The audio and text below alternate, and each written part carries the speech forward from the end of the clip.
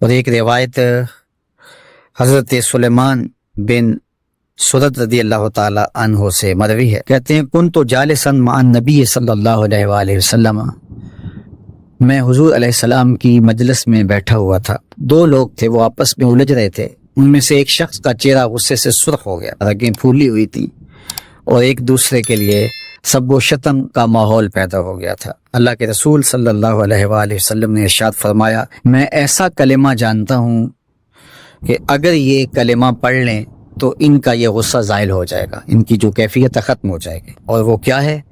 اعوذ باللہ من الشیطان الرجیم، یہ پڑھ لیں تو جو ان کے اندر ہے وہ چلا جائے گا۔ تو لوگوں نے اس شخص کو کہا جس کی رگیں پھولی ہوئی تھی اور غصے سے اس کا چہرہ سرخ ہوا جا رہا تھا کہ تعوذ پڑھو، اعوذ باللہ من الشیطان الرجیم پڑھو۔ اور یہ اللہ تعالیٰ نے قرآن مجید میں ارشاد فرمایا ہے کہ جب غصے سے انسان بے قابو ہو جائے تو اس کو چاہیے کہ وہ اپنے غصے سے باہر نکلنے کے لیے تعوذ پڑھے۔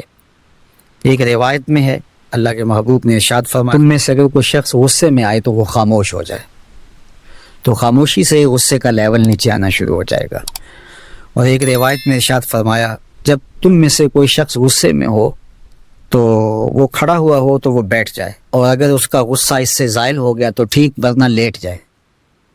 یعنی اگر وہ کھڑا ہو تو بیٹھ جائے، اور اگر بیٹھنے کے باوجود بھی غصہ ختم نہیں ہونے پا رہا تو لیٹ جائے، خاموش ہو جائے، تعوذ پڑھے اور بیٹھ جائے یا پھر لیٹ جائے۔ تو یہ چار صورتیں غصے کو کم کر دیتے ہیں۔ تو غصے کو نافذ کرنے کی بجائے کوشش کرنی چاہیے کہ غصہ جو ہے وہ فروغ ہو جائے، چونکہ غصے میں انسان ایسے امور کر لیتا ہے کہ بعد میں اس کو سخت پچھتاوا ہوتا ہے۔ ایک شخص نے حضور سے کہا کہ حضور مجھے کوئی وصیت کیجئے۔ حضور نے اسے ارشاد فرمایا کہ تو غصہ نہ کیا کر۔ اس نے پھر کہا مجھے وصیت کیجئے، تو آقا کریم نے پھر فرمایا غصہ نہ کیجئے۔ اس نے پھر کہا، یہ بات ایک بار نہیں، اس نے کئی بار حضور سے پوچھی۔ وہ کوئی اور وصیت طلب کرنا چاہ رہا تھا کہ یہ تو ٹھیک ہے، کچھ اور وصیت بھی کیجئے۔ اس سے ایک تو اس شخص کی ذاتی صورتحال ایسی ہوگی، اور دوسری یہ ہے کہ اس نصیحت کی اہمیت کے پیش نظر کہ غصہ جب انسان کو آتا ہے تو وہ مغلوب ہو جاتا ہے اور بہت غلط فیصلے کر بیٹھتا ہے، اس لیے بار بار ایک نصیحت پر تاکید کرنا اور اس کا تکرار کرنا اس امر کی طرف توجہ دلاتا ہے کہ ہمیں معاملات کے اندر بہت معتدل رہنے کی ضرورت ہوتی ہے۔ جو شخص غصے کو نافذ کرنے کی طاقت رکھتا ہے، ایک تو ہوتا ہے کہ بندہ غصے سے خود اپنے آپ کو بے چین کرے گا، لیکن اپنے غصے کو نافذ نہیں کر سکتا، غصہ نکال نہیں سکتا، خود پیچ و تاب کھائے گا۔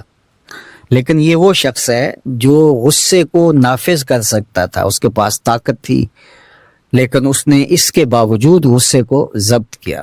حضور علیہ السلام نے ارشاد فرمایا، قیامت کے دن اللہ تعالیٰ لوگوں کے سامنے اسے بلائے گا، تو اللہ تعالیٰ اسے اختیار دے گا کہ جنت کی حوروں میں سے جس کے ساتھ تم نکاح کرنا چاہتے ہو، جس کے ساتھ تم رہنا چاہتے ہو، تمہیں اس کا اختیار دیا گیا ہے، اس لیے کہ تم نے اپنے غصے کو ضبط کیا، اس کو نافذ کرنے کی طاقت کے باوجود۔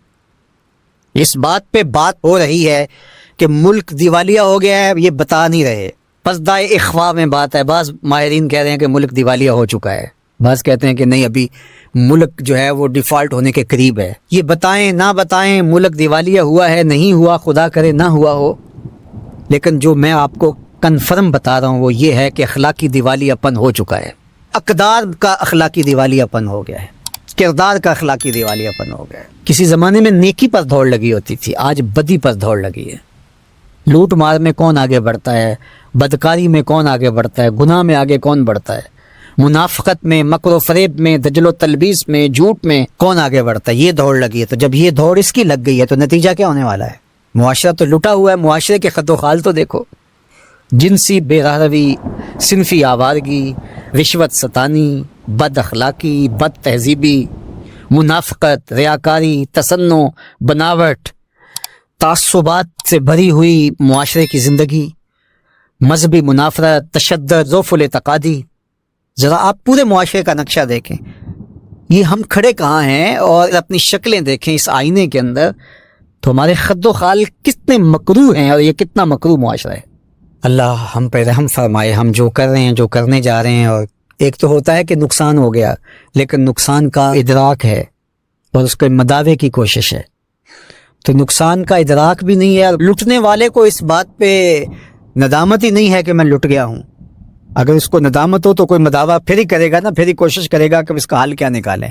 غالب نے کہا تھا نا، ہوا مخالف و شب تارو بہر طوفان خیز، گسستہ لنگر کشتی و ناخدا خفتست. ہوا مخالف ہے، رات تاریک ہے، کشتی کا لنگر ہاتھ سے چھوٹ چکا ہے، اور کشتی بان بھی سویا ہوا ہے، ناخدا بھی سویا ہوا ہے.